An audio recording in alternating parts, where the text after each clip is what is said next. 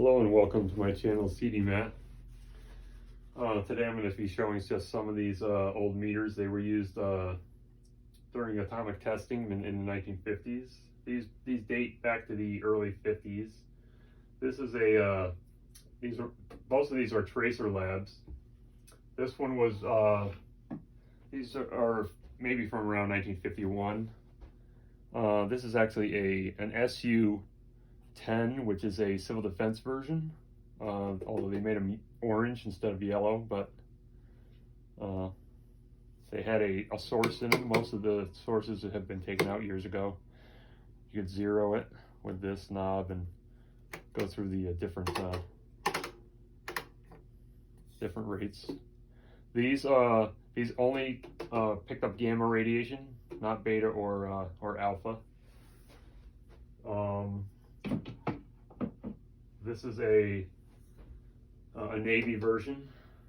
Then you had later on. These are actually the training versions. They'll say T1B. I have another one down here, an Army one, T1B. But once they got into, I believe once they went into actually using these, they changed to ANPDR 39. Signal Corps. This one was actually out of Texas, San Antonio. Now when they would like a few, I also collect old atomic photos. So here's a photo of an atomic cloud, and what they would do is they were out in the desert, out at Camp Desert Rock, and they would hide in the trenches while they were firing off an atomic bomb on the Yucca Flats, and see, they're all crouching there. And once they a few seconds after they fired the bomb off, they would stand up, face towards the mushroom cloud, usually getting hit with the blast, and then they would be ordered to walk towards the mushroom cloud, and you'd have pathfinders in the front carrying these meters, and trying to find a way through the desert they'd go circle around and come out of the other side, and make sure they didn't go through any major radioactive contamination dropping down from the bomb. These other meters, these are later, mostly Geiger counters. This is an alpha meter here, and a plastic handle on it. It's a PDR 10B. This cover comes off, and that's what it looks like here.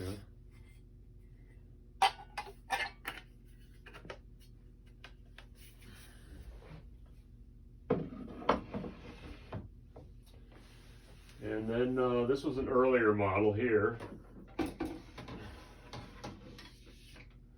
These were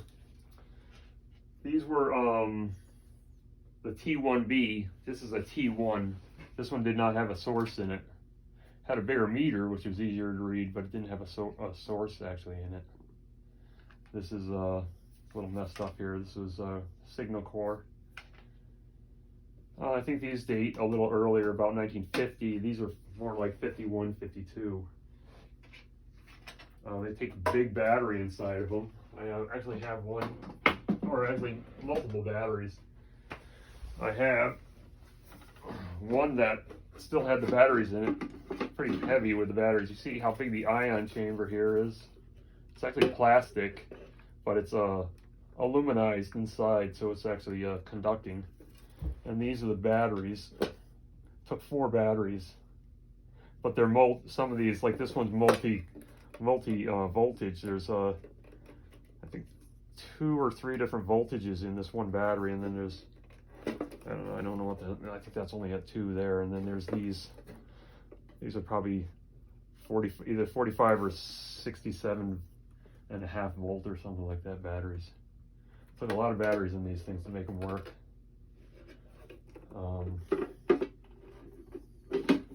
And it also took another battery. It took, I have one here from when came out of a meter. It's an old military battery. It's a C-size battery, but that went inside the handle here to put, and you push on the button here and it turn the light on. To light it up, this actually unscrews and the battery go inside here. Down inside there. And that's how that one would work. And this one up here, I'll move this out of the way. This is a Geiger counter. All these things are made of steel, they're very heavy. This is a PDR-T 2A.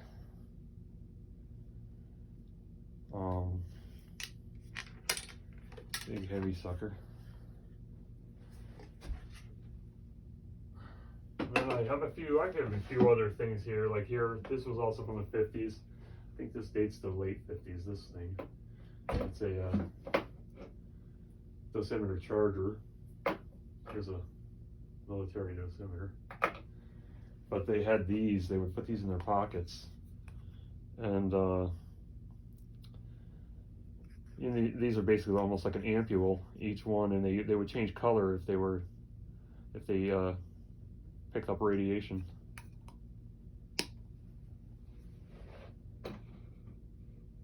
And then this one up here, this is basically like a school model to teach how it functioned inside. Actually, it has windows on it to show you how it worked, the different components inside. This is actually a Geiger counter.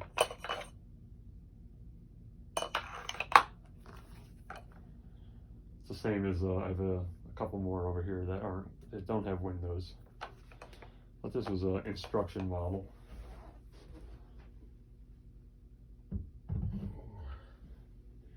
Oh, this is not military, but this was just back in the 50s for civilian market. They came up with all kinds of gimmicks to sell. This was considered a Geiger. It's called the Geiger gun. It's actually on the name, Geiger gun. Looks more like a toy almost. They actually just buzz. It doesn't really work, but I made this little stand to hold it up in so I could see it. And these are old dosimeters from the early 50s, late 40s, early 50s. They're made of Bakelite or plastic. I'm not sure about this version. This is an earlier version. This is Bakelite. In here, and you don't see these too often. A lot of these they threw in the garbage. They never even sold them, from what I hear anyway, from what I read.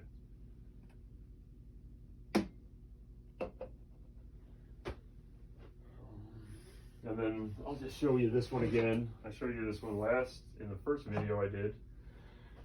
These were both made by Eltronics. This is a military version, basically, of the SID-1. I believe it's basically almost the exact same. It's just much bigger. Except the SID-1 had the clips to easily get to the batteries. This uses screws. You have to undo these screws, and there's also batteries that go in the back panel too. So it takes quite a few batteries. I don't know if you can see that. Just switch that around. So I don't know if I made frame here, but that's what they look like.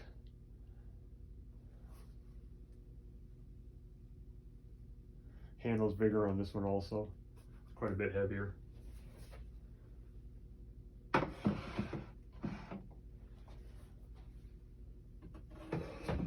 And I'll give a better close-up of this one, because these were used also during testing, more like I've seen these at when they were doing testing in the late 40s. This one's got a cracked lens on it, but made by Victorine. I don't know if you quite get it. Says Atomic Energy Commission on it. Gamma survey meter. Big. I don't know, weighs about 10 pounds or so.